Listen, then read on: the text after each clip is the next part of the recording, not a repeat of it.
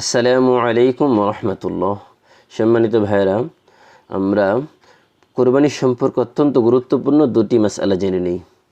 একবার বিসমিল্লাহ বলে দুটি কোরবানির পশুকে জবাই করা জায়েজ আছে কি?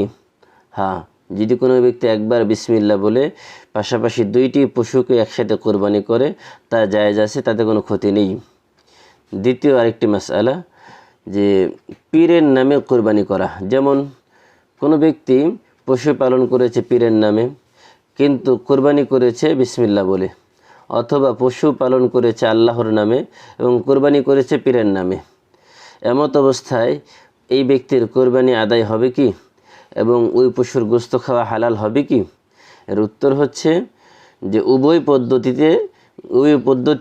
উভয় পদ্ধতি গায়রুল্লাহ, অর্থাৎ আল্লাহর নাম ব্যতীত অন্য নামের সংমিশ্রণ রয়েছে।